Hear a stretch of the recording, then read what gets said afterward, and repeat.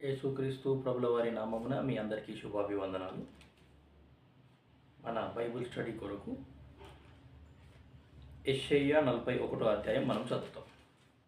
మన యొక్క గమనాన్ని యెషయా 41వ అధ్యాయము ఏమి అంటే 8వ వచనం నుండి మనము 20వ వచనం వరకు నేను చదువుతున్నాను, దయచేసి గమనించండి.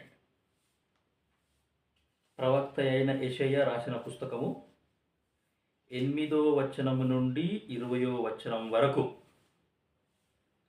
నేను చదువుతున్నాను, దయచేసి గమనించవలసిందిగా యేసుక్రీస్తు ప్రభుల వారి నామమున మిమ్మల్ని వేడుకుంటున్నాను. దయచేసి అందరూ బైబిల్స్ తీయండి, బైబిల్స్ చూడండి, మీ యొక్క బైబిల్స్ని గమనించవలసిందిగా యేసునామమున మనవి చేస్తున్నాం. యెషయా 41:8 నా సేవకుడవైన ఇశ్రాయేలు, నేనేర్పరచుకొనిన యాకోబు, నా స్నేహితుడైన అబ్రహాము సంతానమా, భూదిగంతముల నుండి నేను పట్టుకొని దాని కొనల నుండి పిలుచుకొనినవాడా, నీవు నా దాసుడవనియు నేను నిన్ను ఉపేక్షింపక ఏర్పరచుకొంటిననియు నేను నీతో చెప్పియున్నాను, నీకు తోడై ఉన్నాను.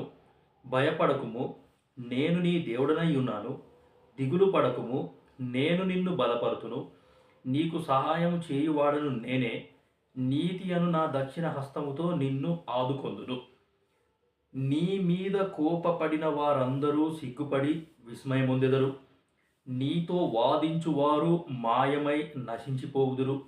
నీతో కలహించు వారిని నీవు వెదకుదువు గాని వారిని కనుగొనలేకపోవుదువు. నీతో యుద్ధం చేయువారు మాయమైపోవుదురు, అభావులగుదురు. నీ దేవుడైన యెహోవానగు నేను, భయపడకుము, నేను నీకు సహాయం చేసేదనని చెప్పుచు నీ కుడి చేతిని పట్టుకొనుచున్నాను. పురుగు వంటి యాకోబు, స్వల్ప జనమగు ఇశ్రాయేలు, భయపడకుడి, నేను నీకు సహాయము చేయుచున్నాను అని యెహోవా సెలవిచ్చుచున్నాడు.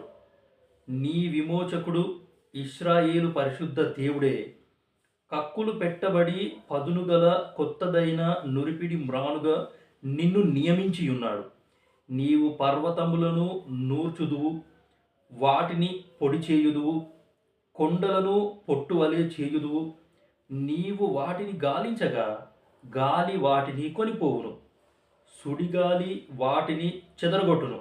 నీవు యెహోవాను బట్టి సంతోషించుదువు, ఇశ్రాయేలు పరిశుద్ధ దేవుని బట్టి అతిశయపడుదువు.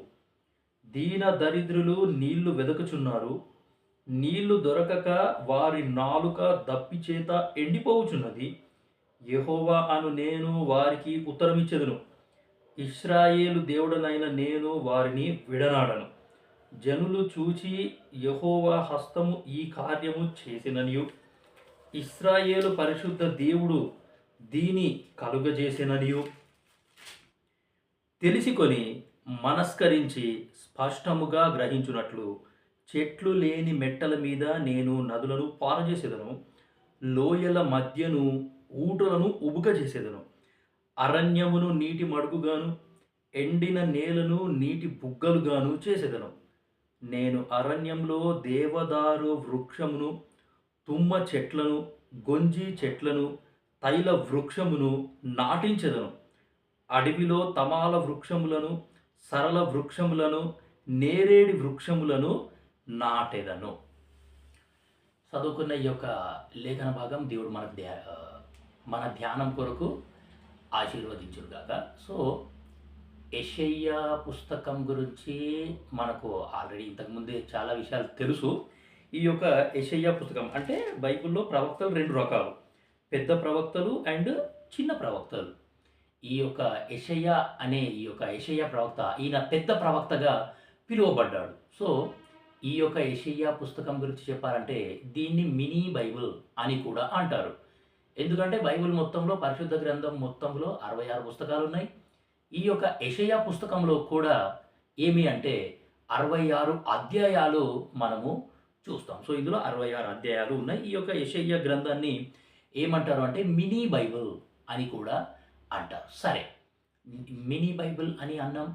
సో దాని తర్వాత మరి ఈ యొక్క పరిశుద్ధ గ్రంథం ఏ విధంగా అయితే 2 భాగాలుగా విభజించబడ్డదో, అదేవిధంగా ఈ యెషయాలో ఉన్న 66 పుస్తకాలని మనము 2 భాగాలుగా విభజించొచ్చు. మొదటి 39 అధ్యాయాలు యెషయా పుస్తకంలో ఉన్న 66 అధ్యాయాలని మనం 2 భాగాలుగా విభజించొచ్చు. మొదటి 39 అధ్యాయాలు పాత నిబంధనతో పోలుస్తూ పాత నిబంధన అండ్ 40వ అధ్యాయం నుండి 66వ అధ్యాయం వరకు నూతన నిబంధనగా మనము చెప్పవచ్చు. సో, పాత నిబంధన కాలంలో ఏమి జరిగింది అనంటే యేసుక్రీస్తు ప్రభుల వారు ఆయన యొక్క నీడ మాత్రమే మనకు కనబడుతుంది. నూతన నిబంధనకు వచ్చేసరికి ఆయన యొక్క నిజ స్వరూపం అనేది మనకు కనబడుతుంది. సో, పాత నిబంధన కాలం మొత్తంలో ప్రవచనాలు రాయబడ్డాయి. ఈ ప్రవచనాలు తెలియజేయబడ్డాయి. మెస్సియా వస్తాడు, ఆయన పుడతాడు, ఆయన రక్షిస్తాడు, కన్యక గర్భాన జన్మిస్తాడు అని పాత నిబంధన కాలంలో ఏమి అంటే తండ్రి అయిన దేవుడు ఆయన కుమారుడైన యేసుక్రీస్తు ప్రభుల వారి గురించిన ప్రవచనాలు ఆయా ప్రవక్తల ద్వారా పలికించినాడు. సో, పాత నిబంధనలో అవన్నీ మనము చూస్తాం. సో, నూతన నిబంధనకి వచ్చేసరికి సాక్షాత్తు ఏ ప్రవచనాలైతే యేసుక్రీస్తు ప్రభుల వారి గురించి దేవుడు చేసినాడో ఆ యొక్క ప్రవచనాలన్నీ కూడా నెరవేర్చబడుట అనేది మనము చూస్తాం. సో, దేవుడు నమ్మదగినవాడు. దేవుడు మరి ఆయన మాట తప్పే దేవుడు కాదు. సో, కాబట్టి ఆయన చెప్పింది ఖచ్చితంగా చేసే దేవుడుగా మనము చూస్తున్నాం. సో, నా వెనకాల ఉన్న వాగ్దానాన్ని ఆధారం చేసుకొని మరి ఆ 3 వాగ్దానాలలో కింద వాగ్దానాన్ని లాస్ట్ వాగ్దానాన్ని బేస్ చేసుకొని ఈ యొక్క భాగాన్ని మనము తీసుకోవడం అనేది జరిగింది. సో, యెషయా 41వ అధ్యాయము 13వ వచనము సంఘానికి దేవుడు ఇచ్చిన వాగ్దానం ఏంటి అనంటే fear not, I will help thee, నేను నీకు సహాయము చేసేదను. 41వ అధ్యాయము 13వ వచనము నేను నీ దేవుడనైన యెహోవానగు నేను, భయపడకుము, నేను నీకు సహాయము చేసేదనని చెప్పుచు నీ కుడి చేతిని పట్టుకొనుచున్నాను. సో, నూతన నిబంధన అంటే ఇప్పుడు మనము ఉన్న కాలం. నూతన నిబంధన అంటే వాగ్దానముల కాలంలో మనము ఉన్నాము. వాగ్దాన కుమారుడు మనకు అనుగ్రహింపబడ్డాడు. వాగ్దానాలు మనకు అనుగ్రహింపబడ్డాయి. ఈ యొక్క వాగ్దానాలని దేవుడు మనకు ఊరికే ఇవ్వలేదు కానీ ఆ వాగ్దానాలని దేవుడు నెరవేరుస్తున్నాడు.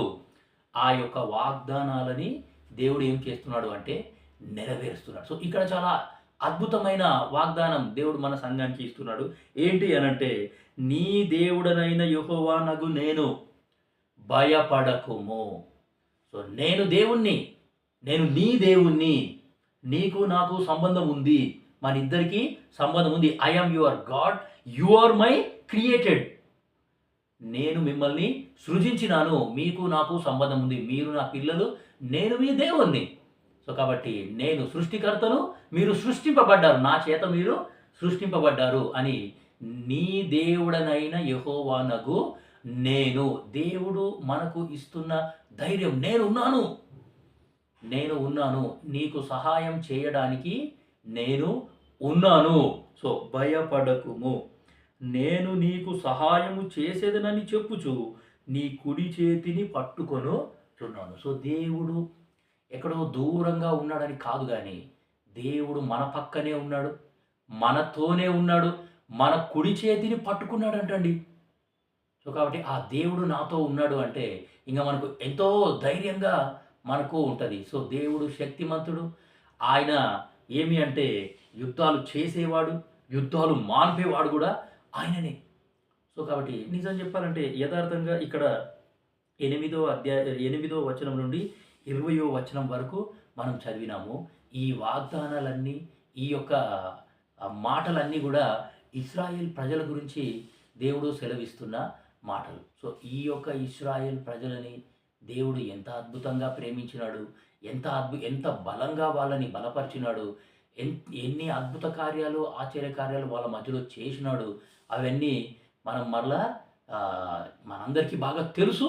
సో, కాబట్టి ఏమి అంటే ఈ ఇశ్రాయేలు ప్రజల గురించి దేవుడు వాళ్లకు ఇస్తున్న వాగ్దానం ఏంటి అంటే నేను మీకు సహాయము చేసేదను. ఏ మానవుని దగ్గర కూడా మరి సహాయం మనకు దొరకదు.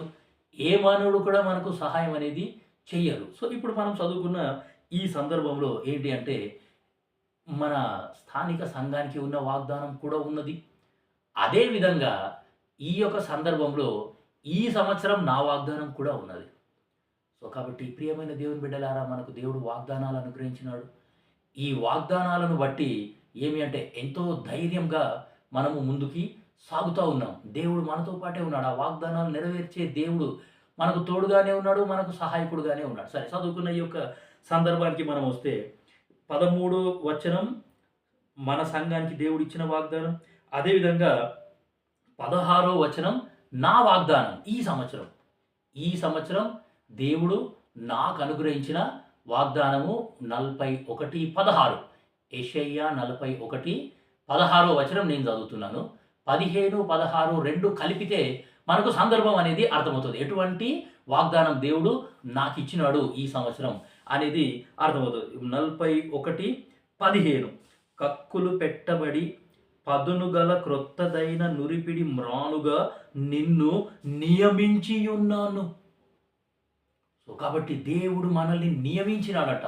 ఒక పని కొరకు నియమించినాడు. దేవుడు మనల్ని ఒక పని కొరకు నియమించినాడు. సో, ఇప్పుడు నేను ఆఫీస్‌లో పని చేస్తున్నాను. ఆ ఆఫీస్ వాళ్ళు నన్ను ఒక పోస్ట్ ఇచ్చినారు నాకు. ఒక పని కొరకు నన్ను వాళ్ళు ఎన్నుకున్నారు. వాళ్ళు నాకు అపాయింట్‌మెంట్ ఇచ్చినారు. సో, వాళ్ళు నన్ను నియమించినారు. సో, ఆ పని నేను చెయ్యాలి. సో, ఈ సంవత్సరం ఇప్పుడు దేవుడు మనల్ని ఎందుకు నియమించినాడు? ఏ పని కొరకు దేవుడు నిన్ను నన్ను నియమించినాడు అనే దానికి ఇక్కడ చూడండి. నీవు పర్వతములను నూర్చుదువు, వాటిని పొడి చేయుదువు. పర్వతములంటే సమస్యలండి. పర్వతములంటే శ్రమలు. పర్వతం అంటే ఇరుకు పరిస్థితులు. మన యొక్క పరిస్థితులు అంటే నా తల భారానికి ఇంకా మించిపోయిన పరిస్థితులు నాకున్నాయేమో. సో, కాబట్టి అటువంటి పరిస్థితులన్నిటిని కూడా ఏం చేస్తాము? ఏ పని కొరకు దేవుడు నిన్ను నన్ను నియమించినాడు అంటే, నీవు పర్వతములను నూర్చుదువు, వాటిని పొడి చేయుదువు. పర్వతములని నూర్చేయడం అండ్ ఆ యొక్క పర్వతములని పొడి చేయడం. పర్వతములు అంటే సమస్యలు.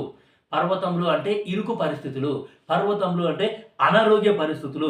పర్వతములు అంటే ఇంకా చాలా మనము అంటే కొన్ని సందర్భాలలో ఆ యొక్క పరిస్థితులను బట్టి పరిస్థితులు ఎట్లా ఉంటాయంటే over my thinking, over our ability అన్నట్టు మనకు అనిపిస్తాయి. సో, నేను భరించలేను అన్నట్టు అనిపిస్తాయన్నమాట. అటువంటి పరిస్థితుల మధ్యలో కూడా అటువంటి పరిస్థితులన్నిటిని, అటువంటి శ్రమలన్నిటిని కూడా మనము ఏం చేస్తామంటే నుగ్గు చేసేస్తామంట. అట్లా నుగ్గు చెయ్యడానికి దేవుడు నిన్ను నన్ను ఎన్నుకున్నాడు. నిన్ను నన్ను ఏర్పాటు చేసుకున్నాడు ప్రియమైన దేవుని బిడ్డలారా. సో, కాబట్టి ఎందుకొరకు దేవుడు నిన్ను నన్ను నియమించినాడు అంటే ఇది 41:15 నీవు పర్వతములను నూర్చుదువు, వాటిని పొడి చేయుదువు, కొండలను పొట్టువలే చేయుదువు. సంఘానికి దేవుడు ఇస్తున్న ఈ యొక్క ఏమి అంటే దేని కొరకు సంఘాన్ని దేవుడు నియమించినాడు అని అంటే ఈ యొక్క ఇక్కడ రాయబడ్డది, నీవు పర్వతములను నూర్చుదువు, వాటిని పొడి చేయుదువు, కొండలను పొట్టువలే చేయుదువు. కొండలను పొట్టువలే చేయుదువు. సో, కాబట్టి కొన్ని సందర్భాలలో ఇటువంటి పరిస్థితులు నీకు నాకు ఎదురయ్యే అవకాశం ఉంది. నీకు నాకు ఎదురయ్యే ప్రమాదం ఉన్నది. సో, ఆ పరిస్థితులను చూసి నేను భయపడడం కాదు గానీ, ఆ యొక్క పరిస్థితులను బట్టి మనకు దేవుడు మనతోనే ఉన్నాడు. వాటన్నిటిని చూసి నువ్వు భయపడకు అని దేవుడు మనకు ధైర్యాన్ని చెప్తా ఉన్నాడు. సో, భయపడకు అనే మాట 3 పర్యాయములు వచ్చింది. 41:10 యెషయా 41:10 బూదిగంతముల నుండి నేను పట్టుకొని దాని కొనల నుండి పిలుచుకొనినవాడా, నీవు నా దాసుడవనియు నేను నిన్ను ఉపేక్షింపక ఏర్పరచుకొంటిననియు నేను నీతో చెప్పియున్నాను, నీకు తోడయ్యున్నాను, భయపడకుము.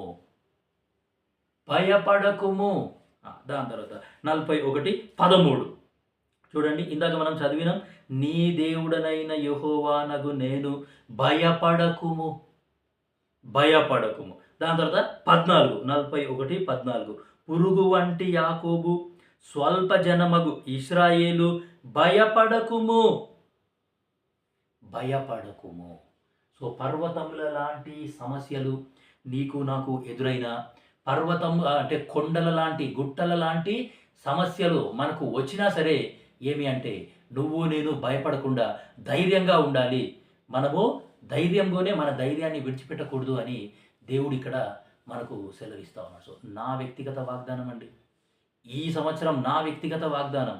సో ఈ సంవత్సరం మొత్తం మనకు వచ్చేవి ఇవే, ఈ పర్వతాల లాంటి సమస్యలు, కొండల లాంటి సమస్యలు, గుట్టల లాంటి సమస్యలు నీకు నాకు ఎదురవుతాయి.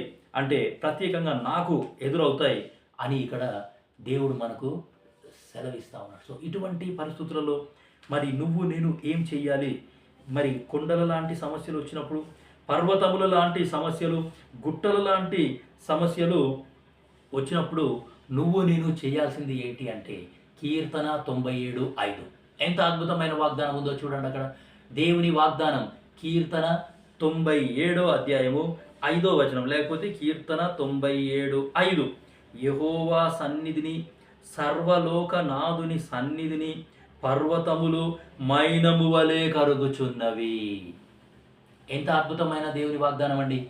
పర్వతాల లాంటి సమస్యలు, కొండల లాంటి సమస్యలు, గుట్టల లాంటి పరిస్థితులు, ఇరుకు పరిస్థితులు కానీ, ఇబ్బంది పరిస్థితులు కానీ, లేకపోతే ఒంటరితనం కానివ్వండి, లేకపోతే ఇంకా ఎటువంటి సమస్యలు ఉన్నా సరే నాకెవరున్నారు సహాయం చేయడానికి, నాకెవరున్నారు, ఇంకా నా బ్రతుకు అయిపోయింది ఇంతేనా అని అనుకునే పరిస్థితులలో దేవుని సన్నిధి అనేది నీకు నాకు ఎంతో అవసరం. నీకు నాకు ఎంతో ధైర్యాన్ని దేవుని సన్నిధి అనేది ఇచ్చేదిగా ఉంది ప్రియమైన దేవుని బిడ్డలారా. సో కాబట్టి దేవుని సన్నిధిలో పర్వతాలు కూడా మైనము వలె కరిగిపోతాయంట. దేవుని సన్నిధిలో పర్వతాల లాంటి సమస్యలు, కొండల లాంటి సమస్యలు, గుట్టల లాంటి సమస్యలు కూడా మైనము వలె కరిగిపోతాయి, మైనము వలె కరిగిపోతాయి. క్యాండిల్ ఏ విధంగా అయితే కరిగిపోతుందో అదే విధంగా మన సమస్యలన్నీ కూడా దేవుని సన్నిధిలో కరిగిపోతాయి. దేవుని సన్నిధిలో నేను మోకరించినప్పుడు, దేవుని సన్నిధిలో నేను ప్రార్థన చేసినప్పుడు, దేవుని సన్నిధిలో నన్ను నేను సరిచేసుకున్నప్పుడు, దేవుని సన్నిధిలో నా హృదయాన్ని పరీక్షించుకున్నప్పుడు, దేవుని సన్నిధిని నేను గౌరవించినప్పుడు, దేవుని సన్నిధిలో నేను మొరపెట్టినప్పుడు ఆ యొక్క పర్వతాల లాంటి సమస్యలు కూడా మైనము వలె కరిగిపోతాయి. ఎంత అద్భుతమైన వాగ్దానం అండి ఇది.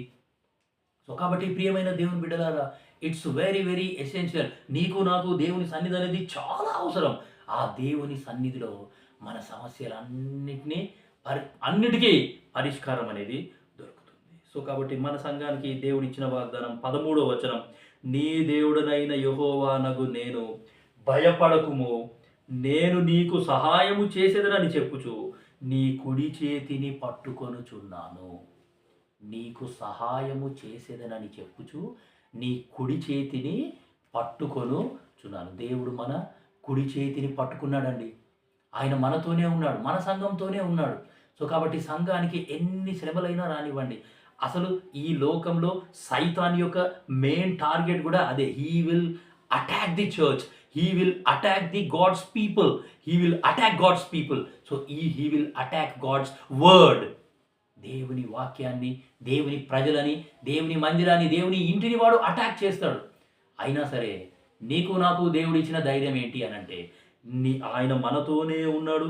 నువ్వు భయపడకు. ఎటువంటి పరిస్థితులలో నువ్వు ఉన్నా సరే నువ్వు భయపడకు. భయం అనేది నీ లోపలికి రానివ్వకు. నువ్వు ధైర్యంగా ఉండు, నేను నీతోనే ఉన్నాను. సో కాబట్టి ప్రియమైన దేవుని బిడ్డలారా, ఎంత అద్భుతమైన వాగ్దానం దేవుడు నీకు నాకు చేసినాడు. ఇటువంటి అద్భుతమైన వాగ్దానాలు ఉన్న మనము నిజంగా చాలా ధన్యులం అండి. జీవం గల సజీవుడైన దేవుణ్ణి నమ్ముకున్నాము. దేవుడు మనతోనే ఉన్నాడు. అన్నీ ఈ యొక్క దేవుడు చాలా అద్భుతంగా నీ కొరకు నా కొరకు ఆయన చేస్తున్నాడు. సరే, ఇప్పుడు చదువుకున్న ఈ యొక్క సందర్భంలో ఇంగ్లీష్ బైబిల్లో కనుక చదివితే I will, I will, I will, I will అనే మాట ఇంగ్లీష్ బైబిల్లో మాటి మాటికి వస్తుంది. సో ఈ ఐ విల్ అంటే నేనేం చేస్తాను, what I will do, what this God will do to the church. సంఘానికి లేకపోతే మన స్థానిక సంఘానికి దేవుడు ఏం చేస్తాడు అని అంటే ఇక్కడ కొన్ని మాటలు ఉన్నాయి. ఒక 5-6 మాటలు, లేకపోతే కరెక్ట్ నాకు 7 మాటలు దొరికినాయి. సమయాన్ని బట్టి ఈ యొక్క 7 మాటలు చూడడానికి జస్ట్ చెప్పేస్తాను, మీకు అర్థమైపోతుంది. దేవుడు సంఘాన్ని ఏ విధంగా చూడాలని అనుకుంటున్నాడు అంటే ఐ విల్, ఇంగ్లీష్లో ఐ విల్ అని వస్తుంది. సో ఐ విల్ అనే మాట గమనించండి. 41:10 యెషయా 41 అధ్యాయము 10 వచనము, నేను నీతో చెప్పి ఉన్నాను, నీకు తోడై ఉన్నాను, భయపడకుము, నేను నీ దేవుడనై ఉన్నాను, దిగులు పడకుము, నేను నిన్ను బలపరతును. I will strengthen థీ.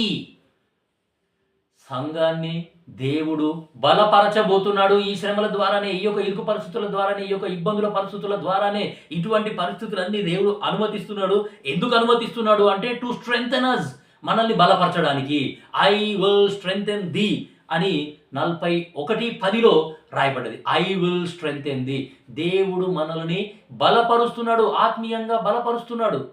సో కాబట్టి ఈ యొక్క పరిస్థితులన్నిటిని బట్టి దేవుడు నాకు ఎందుకు అనుమతిస్తున్నాడు, నాకే ఎందుకు జరుగుతుంది అని నిరుత్సాహపడకుండా ఈ యొక్క దేవుడు ఏం చేస్తున్నాడు అంటే మనల్ని బలపరచడానికి ఇటువంటి పరిస్థితులన్నింటినీ అనుమతిస్తున్నాడు అని మనకు తెలుసుకోవాల్సిందిగా యేసు నామమున దేవుడు మనకు తెలియచేస్తున్నాడు. సో కాబట్టి ఐ విల్ స్ట్రెంగ్థెన్ థీ. దేవుడు మనల్ని ఇది దేవుని వాగ్దానం. దేవుడు మనల్ని బలపరుస్తాడు. దాని తర్వాత చూడండి, దిగులు పడకుము, నేను నిన్ను బలపరుతును, నీకు సహాయము చేయువాడను నేనే. I will help thee. 10వ వచనంలో రాయబడ్డది ఐ విల్ హెల్ప్ ది. ఒకటి చూసినాము ఐ విల్ స్ట్రెంగ్థెన్ ది, రెండోది చూసినాము I will help thee. I will help thee. Whatever may be the help, నీకు ఎటువంటి సహాయం అవసరమైనా సరే, you ask me, I will help thee. I am worthy, I am able to help thee. నేను సమర్థుడను, నీకు ఎటువంటి సహాయం కావాలో చెప్పు, నేను నీకు చేస్తాను. ఇదే మాట ఏమి అంటే 13వ వచనంలో కూడా రాయబడ్డది, మనం ఇందాకని చదివినాం. నీ దేవుడనైన యెహోవానగు నేను, భయపడకుము, నేను నీకు సహాయము చేసేదను. సహాయము చేసేదను అని చెప్పుచు ఆయన మన కుడి చేతిని పట్టుకున్నాడంట. మన కుడి చేతిని పట్టుకొని ఐ విల్ హెల్ప్ ది, నేను నీకు సహాయం చేస్తా, నేను నీకు ఉన్నా అని దేవుడు మనల్ని ధైర్యపరుస్తున్నాడు. దాని తర్వాత 14వ వచనం, పురుగు వంటి యాకోబు, స్వల్ప జనమగు ఇశ్రాయేలు, భయపడకుడి, నేను నీకు సహాయము చేయుచున్నాను అని యెహోవా సెలవిచ్చుచున్నాడు. 3 పర్యాయములు వచ్చిందండి ఇక్కడ, 3 టైమ్స్. సో 10వ వచనంలో వచ్చింది, 13వ వచనంలో వచ్చింది, 14వ వచనంలో కూడా వచ్చింది. So I will help the. సంఘానికి దేవుడు హెల్ప్ చేస్తాడు. ఏదో మనుషుల దగ్గరికి వెళ్ళడం కాదు, ఎవరి దగ్గరకో వెళ్ళడం కాదు, వాళ్ళెవరో మనకు సహాయం చేస్తారు, వాళ్ళెవరో మనకి న్యాయం చేస్తారు, వాళ్ళెవరో మనకు తీర్పు తీరుస్తారు కాదండి. I will help the. దేవుడు మనకు సహాయం చేస్తాడు. అందుకనే కొండల తట్టు మా కన్నులెత్తుచున్నాము, మాకు సహాయం ఎక్కడి నుండి వచ్చును, భూమి ఆకాశములను సృజించిన యెహోవా వలననే మాకు సహాయం కలుగును, మాకు సహాయం వచ్చును, ఈ యొక్క యెహోవా వలనే మాకు సహాయం వస్తుంది అని బైబిల్ గ్రంథంలో రాయబడింది. దేవుడే మనకు సహాయం చేసేవాడు, ఏ మానవుడు కూడా నమ్మదగినవాడు కాదు అనే సంగతి నువ్వు నేను తెలుసుకుంటావు. ఒకటి చూసినాము ఐ విల్ స్ట్రెంగ్థెన్ ది, రెండోది చూసినాము ఐ విల్ హెల్ప్ ది. 10వ వచనం 41:10, నేను నీకు సహాయము చేయువాడను నేనే, నీతి అను నా దక్షిణ హస్తముతో నిన్ను ఆదుకొందును. సో కాబట్టి ఇంగ్లీష్ బైబిల్లో ఏముంటుందంటే I will uphold the, I will uphold the అని మనకు ఇక్కడ చూస్తున్నాం. సో కాబట్టి ఏమి అంటే I will strengthen the, I will help thee, I will uphold the. So కాబట్టి ఈ యొక్క దేవుడు మనకి ఈ విధంగా ఏం చేస్తున్నాడు అంటే మనల్ని ధైర్యపరుస్తూ ఉన్నాడు, మనల్ని బలపరుస్తూ ఉన్నాడు. సో దాని తర్వాత 13వ వచనం నేను చదువుతున్నాను. ఇందాకే మనం చదివినాం, నీ దేవుడనైన యెహోవా నగు నేను, భయపడకుము, నేను నీకు సహాయం చేసేదనని చెప్పుచు నీ కుడి చేతిని పట్టుకొను చున్నాను. ఐ విల్ హోల్డ్ దై రైట్ హ్యాండ్. గమనిస్తున్నారా అండి? ఇంగ్లీష్ బైబిల్లో ఈ మాటలు ఉంటాయి. ఐ విల్ ఒకటి చూసినాము ఐ విల్ స్ట్రెంగ్థెన్ ది, రెండోది చూసినాము ఐ విల్ హెల్ప్ ది, మూడోది చూసినాము ఐ విల్ అప్హోల్డ్ ది, నాలుగోది చూసినాము ఐ విల్ హోల్డ్ దై రైట్ హ్యాండ్, నీ కుడి చేతిని పట్టుకొనుచున్నాను. సో సో దేవుడు మన కుడి చేతిని పట్టుకున్నాడంటే మనకు ధైర్యం.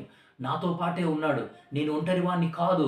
నాతో పాటు దేవుడు ఉన్నాడు అని అనే ధైర్యం. ఈ దేవుడు జీవం గల సజీవుడైన దేవుడు, సమర్థుడైన దేవుడు, ఆకాశం సైతము పట్టజాలని భయంకరుడైన దేవుడు నాతోనే ఉన్నాడు. సో కాబట్టి ఈ యొక్క దేవుడు ఏమి అంటే మనతోనే ఉన్నాడు అని మనకు ఇక్కడ ధైర్యాన్ని దేవుడు మనకు ఇస్తున్నాడు. చూడండి 15వ వచనం. కక్కులు పెట్టబడి పదునుగల క్రొత్తదైన నురిపిడి మ్రానుగా నిన్ను నియమించి ఉన్నాను. నీవు పర్వతములను నూర్చుదువు, వాటిని పొడి చేయుదువు, కొండలను పొట్టువలే చేయుదువు. So I will make thee, నేను నిన్ను ఎలా తయారు చేస్తాను. అర్థమవుతుందా అండి దేవుని వాక్యం? సో కాబట్టి ఐ విల్ మేక్ ది అంటే నేను నిన్ను ఏ విధంగా తయారు చేస్తాను అనంటే, నీవు పర్వతములను నూర్చుదువు, వాటిని పొడి చేయుదువు, కొండలను పొట్టువలే చేయుదువు. 41:15 యెషయా.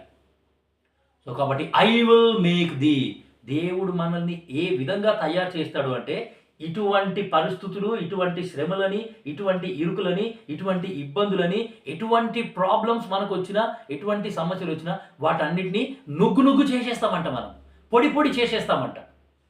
అంత బలంగా ఈ దేవుడు నిన్ను నన్ను తయారు చేయబోతున్నాడు. సో కాబట్టి I will make the.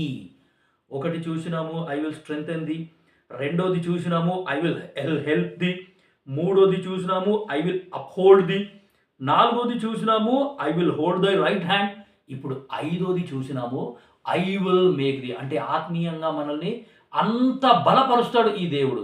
So ఆ యొక్క పర్వతాల లాంటి సమస్యలను కూడా పొడి పొడి చేసేస్తామంట మనం. సో అంత బలంగా దేవుడు నిన్ను నన్ను తయారు చేయబోతున్నాడు ప్రియమైన దేవుని బిడ్డలారా. 41:17 అందులో 2 మాటలు ఉన్నాయి. దీన దరిద్రులు నీళ్లు వెదకుచున్నారు, నీళ్లు దొరకక వారి నాలుక దప్పి చేత ఎండిపోవుచున్నది. యెహోవా అను నేను వారికి ఉత్తరం ఇచ్చేదను. ఐ విల్ హియర్ ది అని ఉంటుంది ఇంగ్లీష్ బైబిల్లో. I will here the. దేవుడు మనకు ఉత్తరం ఇచ్చేవాడుగా ఉన్నాడు. సో ప్రియమైన దేవుని బిడ్డలారా, ఎంత అద్భుతం. మనం చేసే ఏ ఒక్క ప్రార్థన కూడా అది వ్యర్థంగా వెళ్ళట్లేదు. ఇశ్రాయేల్ ప్రజలు వాళ్ళు ఆ ఐగుప్తులో బానిసలుగా ఉన్నప్పుడు నిట్టూర్పులు విడిచినారంట. వాళ్ళ మూలుగులు విన్నాడంట దేవుడు. వాళ్ళ మూలుగులు ఆ యొక్క బానిసత్వంలో, ఆ యొక్క దాసత్వంలో ఉన్న వాళ్ళు మూలుక్కుంటా ఉన్నారు. అయ్యో మమ్మల్ని విడిపించే వాళ్ళు ఎవరు, అయ్యో మమ్మల్ని విడిపించేవారు, మాకెందుకు వచ్చింది ఇంతగానో. వాళ్ళ మూలుగులు విన్న దేవుడు ఈరోజు నీ ప్రార్థన, నా ప్రార్థన ఈ యొక్క దేవుడు వింటున్నాడు అనే సంగతి నీకు నాకు ఇక్కడ అర్థమవుతుంది. నిజంగా నూతన నిబంధన కాలంలో ఉన్న మనకి ఇవన్నీ ఆశీర్వాదాలండి, ఇవన్నీ వాగ్దానాలు. ఐ విల్ హియర్ ది అనేది దేవుడు మనకిచ్చిన వాగ్దానం. దాని తర్వాత యెహోవా అను నేను వారికి ఉత్తరం ఇచ్చేదను, ఇశ్రాయేలు దేవుడనైన నేను వారిని విడనాడను. I will not forsake thee. అర్థమవుతుందా అండి దేవుని వాక్యం? మొదట చూసినాము ఐ విల్ స్ట్రెంగ్థెన్ ది, రెండోది చూసినాము ఐ విల్ హెల్ప్ ది, మూడోది చూసినాము ఐ విల్ అప్హోల్డ్ ది, దాని తర్వాత నాలుగోది చూసినాము ఐ విల్ హోల్డ్ దై రైట్ హ్యాండ్, ఐదోది చూసినాము ఐ విల్ మేక్ ది, ఆరోది చూసినాము ఐ విల్ హియర్ ది, ఏడోది చూసినాము I will not forsake the. నేను నిన్ను విడనాడను. సో 7 విషయాలు మనము ఇక్కడ చూసినాం. సో ప్రియమైన దేవుని బిడ్డలారా, దేవుడు ఇంత అద్భుతంగా మనల్ని తయారు చేయబోతున్నాడు. సో ఇటువంటి వాగ్దానాలు దేవుడు మనకు ఇచ్చినందుకు నిజంగా మనము చాలా ధన్యులం. 18వ వచనం చూడండి ఎంత మంచిగా ఉందో. జనులు చూచి యెహోవా హస్తము ఈ కార్యము చేసెననియు, ఇశ్రాయేలు పరిశుద్ధ దేవుడు దీని కలుగజేసెననియు తెలుసుకొని మనస్కరించి స్పష్టముగా గ్రహించునట్లు చెట్లు లేని మెట్టల మీద నేను నదులను పారజేసేదను. I will make. సో చెట్లు లేని మెట్టల మీద దేవుడు ఏం చేస్తాడంట అంటే ఈ నదులని పారచేస్తాడంట. సో కాబట్టి ప్రియమైన దేవుని బిడ్డలారా, యెషయా 41 అధ్యాయము అంటే యెషయా 40వ అధ్యాయము అంటే మనం మత్తయి సువార్తతో పోల్చొచ్చు. యెషయా 41 అధ్యాయము అంటే మనం మార్కు సువార్తతో పోల్చొచ్చు. సో కాబట్టి మనం నూతన నిబంధన కాలంలో ఉన్నాము. సో నూతన నిబంధన కాలంలో సో మార్కు సువార్తలో దేవుడు ఏమి అంటే ఒక సేవకుడు అని మార్కు భక్తుడు ఆ యొక్క రాసినాడు. సో ఒక సేవకుడిగా యేసుక్రీస్తు ప్రభుల వారు ఒక దాసుడు లేకపోతే ఒక సేవకుడిగా ఆయన సేవ చేసినాడు, పరిచర్య చేసినాడు. సో ఎటువంటి పరిచర్య చేస్తున్నాడు అంటే ఇది ఐ విల్ స్ట్రెంగ్థెన్ ది. దేవుడు చేసే పని ఏంటి అంటే ఐ విల్ స్ట్రెంగ్థెన్ ది. దాని తర్వాత I will help thee, I will uphold the, దాని తర్వాత ఐ విల్ హోల్డ్ దై రైట్ హ్యాండ్, దాని తర్వాత ఐ విల్ మేక్ ది. ప్రియమైన దేవుని బిడ్డలారా, ఇంత అద్భుతంగా దేవుడు ఏం చేస్తున్నాడు అంటే నీ పట్ల నా పట్ల ఆయన ఉద్దేశములు కలిగి ఉన్నాడు. దేవుడు ఆయన పనిని చేస్తున్నాడు, ఆత్మీయంగా మనల్ని బలపరుస్తూ ఉన్నాడు. సో కాబట్టి 18వ వచనం మనం చదివినాం, 19 చదువుతాం. చెట్లు లేని మెట్టల మీద నేను నదులను పారజేసేదను, లోయల మధ్యను ఊటలను ఉబుకజేసేదను, అరణ్యమును నీటి మడుగుగాను, ఎండిన నేలను నీటి బుగ్గలుగాను చేసేదను. ఎంత అద్భుతమైన వాగ్దానాలండి. ఎండిపోయిన జీవితాలని దేవుడు ఫలభరితంగా చేసేవాడు. సో కాబట్టి నీళ్లు లేక అంటే దేవుని వాక్యం లేక నా ఆత్మీయ జీవితం ఎండిపోయింది.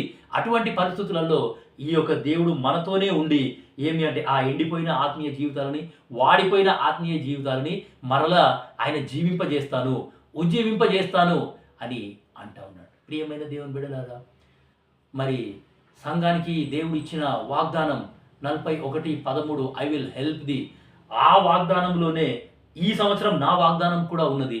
ఇదే వాగ్దానంలో ఏమి అంటే మా యొక్క చిన్న బాబు 2024 సంవత్సరం మా యొక్క చిన్న బాబుకి ఏమి అంటే 41:12 అనే వాగ్దానం దేవుడు వానికి ఇచ్చినాడు. సో చిన్నప్పటి నుండే వాడు చాలా బలహీనంగా ఉన్నాడు. బలహీనంగానే ఉండి చాలా అనారోగ్యం పరిస్థితిలో వాడు ఉన్నాడు, అనారోగ్యం పాలైనాడు. సో ఆల్మోస్ట్ చాలా ఒక దగ్గర 3 సంవత్సరాల వరకు మా యొక్క ఆర్థికంగా మేము చాలా ఇబ్బందులు పడ్డాం.